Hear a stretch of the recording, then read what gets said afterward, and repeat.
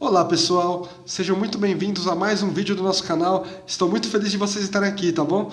Não se esqueçam de se inscrever no nosso canal, curtam, comentem e compartilhem esse vídeo. Ajude o nosso canal a ganhar engajamento e chegar a mais pessoas, para que elas também possam ver esse tipo de conteúdo. Estamos lendo Futuro Espiritual da Terra. Não se esqueçam também de se inscrever nas nossas páginas do Kawaii e do TikTok, que vão estar aqui desse lado da tela. Estamos no capítulo 13. A reencarnação sairá do padrão de prova e expiação.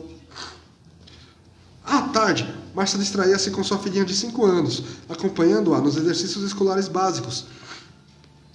Ao observá-las, eu refletia comigo mesmo sobre as condições da vida física que agem com imperiosa força bloqueadora da realidade incorpórea, proporcionando uma intensa identificação com a nova personalidade, imprescindível para o sucesso da existência, envolvendo os seres de uma forma tão patente que gera uma sensação extremamente real de que somente a condição material existe.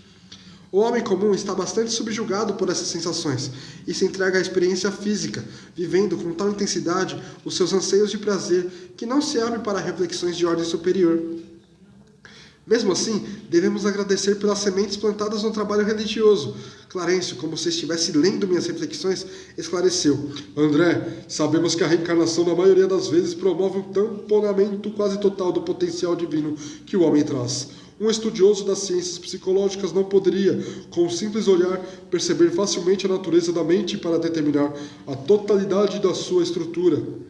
Pouco antes de mergulhar no cenário material, ou seja, se encontra submetido ao esquecimento de seu passado, mantendo uma inconsciência dos registros e aquisições localizados na estrutura nomeada de maneira subconsciente, mas que ainda trazem consigo um campo de recursos e aprendizados que marcaram sua personalidade imortal, acrescido pelas experiências recém-aprendidas nas instituições do plano extrafísico.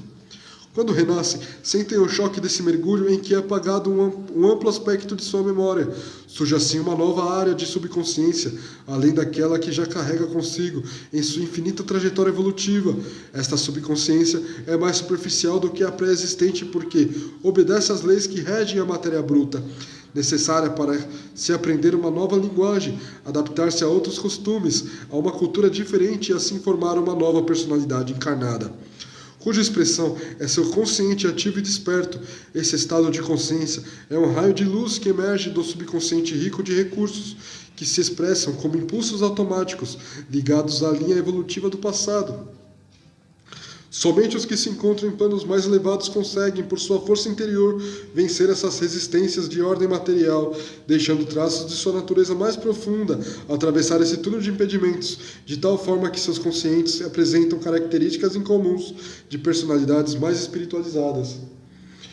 Na atualidade, quando vemos pessoas com expressões de genialidade, podemos afirmar que muitas delas conseguiram imprimir seus potenciais adquiridos na repetição das experiências, ressaltando que são sempre ajudados pelas equipes espirituais, a fim de que esses valores não sejam tamponados e a claridade de suas luzes atravesse com mais facilidade os véus espessos do esquecimento. Por isso, se destacam como seres excepcionais em comparação com a experiência comum. Observamos nossa amiga Márcia, com predisposições naturais para agir nas escolhas que faz, mostrando uma espontaneidade nas diversas áreas de trabalhos, a que hoje se entrega e que são o reflexo do que ela fazia em nosso lar, antes de nascer.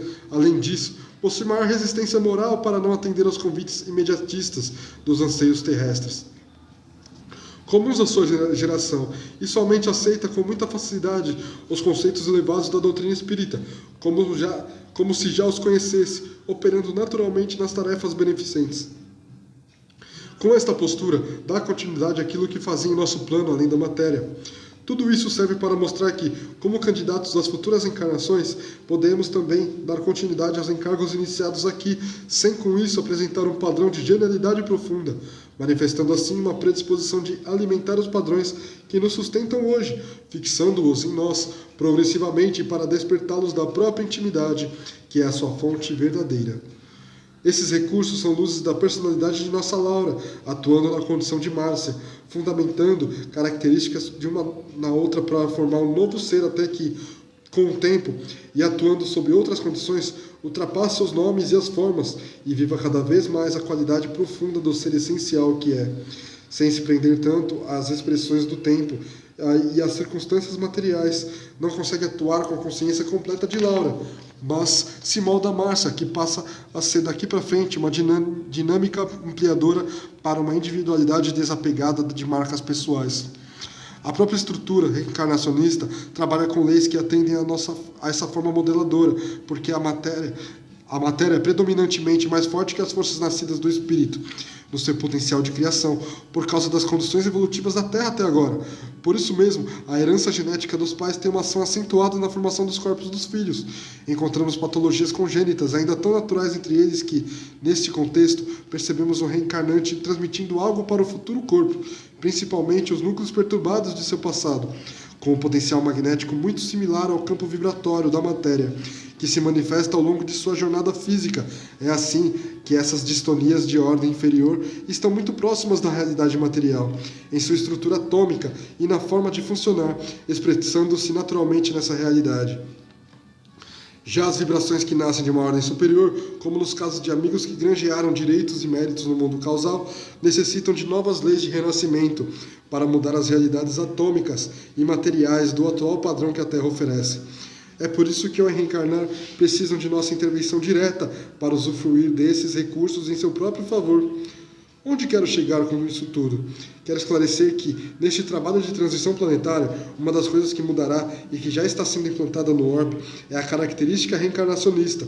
Os renascimentos na Terra sairão do padrão de mundos de prova e expiação para se afinarem a padrões de mundos elevados, que favoreçam a predominância do espírito sobre a matéria, processo esse que pede novas leis de ação material dentro da dinâmica da funcionalidade. Este projeto está nas mãos dos responsáveis por essas mudanças, que devem se fixar no orbe por volta do primeiro centenário do milênio que nasce. Os mecanismos da nova era estão subordinados a uma alteração profunda, até que sejam estabelecidas essas características. Outras perspectivas relacionadas à vida humana se transformarão também para consolidar a evolução dos aspectos espirituais que o planeta apresentará em seu futuro. Tudo mudará vertiginosamente: as necessidades, as estruturas perispirituais e neuropsíquicas, o trabalho, o tempo, as características sociais e os próprios recursos da natureza material se tornarão bem mais sutis. O que chamamos de regeneração é exatamente essa mutação de realidades dos mundos que saem de protótipos materiais para os de condições espirituais. É por isso que os homens modernos, nas suas pesquisas junto a outros mundos, não conseguem ver além do que as suas condições materiais permitem, sem poder perceber os aspectos transcendentes que marcam as naturezas reais dos outros orbes. Enquanto permanecer com esse comportamento imediatista na maneira de pensar e agir, o homem terreno estará longe de antever a grandeza do cosmos com os olhos do espírito. Clarence parou por alguns minutos para coordenar as ideias e continuou. André, um dia os traços do velho mundo não serão mais encontrados, e os homens do amanhã quase não compreenderão por que apresentam características tão diferentes das que eles tinham no passado. Dessa forma, vamos entender que há leis diferentes regindo o mundo material, o semimaterial e o divino, bem diferentes entre si. Faz-se necessário acrescentar que o próprio ser é o agente mais importante de tudo isso, pois é nele que essas verdadeiras mudanças devem ocorrer, para somente depois os mundos se adaptarem às suas condições e se ajustarem à realidade maior, entrando em comunhão com as forças universais que o levarão sempre à felicidade imperturbável. Allan Kardec perguntou aos espíritos sobre as condições da sutilização do perispírito, e eles responderam que esta é a condição dos espíritos puros. Acrescentaram que esta realidade seria antes a da felicidade eterna, dos que não mais se perturbam com as mesquinhas preocupações humanas. Calou-se o mentor numa atitude de veneração à sabedoria, e assim continuamos junto daquele lar que também nos pertencia, pelos laços de afinidade que tínhamos com aqueles corações amados. O serviço de evangelização infantil, os estudos que têm por objetivo o desenvolvimento da instrução espiritual e as reuniões públicas são trabalhos em evidência sobre os outros. E com isso, encerramos o capítulo 13. Gostaram? Muito obrigado a todos, fiquem com Deus, um forte abraço e até mais. Tchau, tchau!